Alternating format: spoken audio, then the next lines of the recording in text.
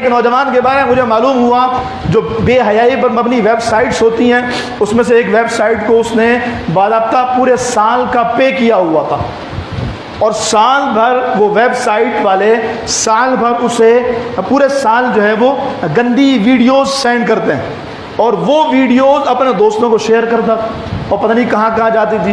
اچانک ابھی رمضان شریف میں اچانک ایک دن نکلا، بائک سے ایکسیڈنٹ ہوا، انتقال کر گیا، مر گیا۔ اب اس کی ویب سائٹس پر ویڈیوز روزانہ آ رہی ہیں، اور روزانہ وہاں سے ہزاروں کی تعداد میں شیئر ہو رہی ہیں۔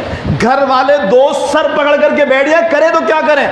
ویب سائٹس والوں سے رابطہ کیا، انہوں نے کہا اس نے پوری سال کی پیمنٹ کر رکھی ہے، ہم نہیں روک سکتے۔ کتنا بڑا وبال گناہ جاریہ ہے، روزانہ کی بنیاد پر ہزاروں گندی ویڈیوز اس کی وجہ کر ہزاروں لوگ دیکھتے ہیں، خبر میں کیا حال ہو رہا ہوگا اس کا۔ اسی طریقے سے اسٹیٹس پر گانے لگانے والے بھی ہیں، جو روزانہ اسٹیٹس پر گانے لگاتے ہیں، لڑکیوں کی تصویریں لگاتے ہیں، نامحرموں کو شیئر کر ٹک ٹاک کی ویڈیوز لگا رہے ہوتے ہیں اور اس طرح کی چیزیں شیئر کرتے ہیں۔ خدا را ہوش کے ناخن لیں، کسی وقت بھی آنکھیں بند ہو گئیں، یہ اسٹیٹس منٹ میں کاپی ہو جاتے ہیں اور آگے پھر ہزاروں کی تعداد میں شیئر ہوتے ہیں۔ یہ میں آپ ہم میں سے ہر ایک جانتا ہے، چاہے وہ فیس بک ہو یا واٹس ایپ ہو، ہزاروں کی تعداد میں اسٹیٹس شیئر ہو جاتے ہیں۔ آپ کا ایک گانا ایک لمحے میں آپ کو اللہ کی بارگاہ میں اتنا بڑا مجرم بنا دے گا، آپ تصور بھی نہیں کر سکتے، اور یہ وہ گناہ ہے جو ختم بھی نہیں ہو سکتا۔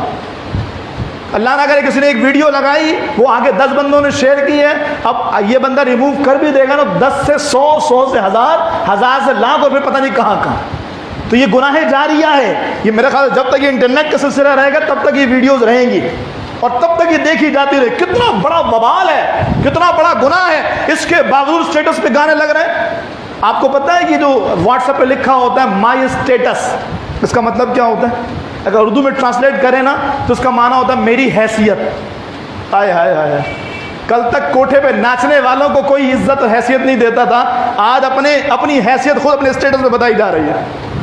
کسی کی حیثیت دیکھنی ہو تو اس کا اسٹیٹس چیک کر لو واٹس ایپ کا، پتہ لگ جائے گا اس کی حیثیت کیا ہے، اس کی اوقات کیا ہے۔ ناچنے والیوں کو اس نے اپنے موبائل میں رکھا ہوا ہے، گانے والیوں کو موبائل میں رکھا ہوا ہے، گانے سے اپنے موبائل میں، یہ اس کی اوقات ہے، اور کہتا ہے میں حضور کا امتی ہوں، کہتا ہے میں حضور سے محبت کرتا ہوں، کہتا ہے غلامی رسول میں موت بھی قبول ہے۔ شرم نہیں آتی؟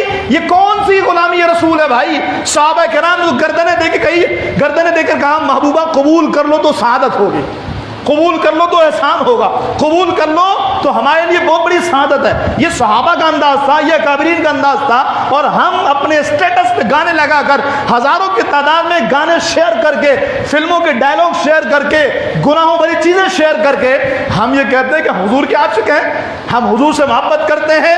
دھوکہ دیتے ہو اپنے آپ کو بھی، اپنی ذات کو بھی، اور لگ پتہ جائے گا جب آنکھیں بند ہوں گی تو یہ جو اسٹیٹس ہیں، یہ جو آگے شیئر ہو رہے ہیں، یہ گناہوں کا نہ ختم ہونے والا سلسلہ ہے۔ تو جن لوگوں نے ایسا کیا ہے ان سے گزارش ہے کہ وہ اپنے اسٹیٹس پر یہ چیزیں لگائیں کہ بھائی جو ویڈیو شیئر کی تھی تو انہیں ریموو کر دیں، میں نے توبہ کر لی ہے، یہ گناہ جاریہ ہے، اور میں نہیں چاہتا میرے مرنے کے بعد اس کا وبال میرے یا آپ کے سر پر جائے۔ یہ بھی صرف ایک دل کے بہلانے کو غالب یہ خیال اچھا ہے، یہ ہوگا، کیونکہ ظاہر ہے ہر جگہ سے ریموو ہو جائے یہ ممکن نہیں لگتا، اللہ کی رحمت سے ممکن ہے، ویسے ممکن نہیں لگتا۔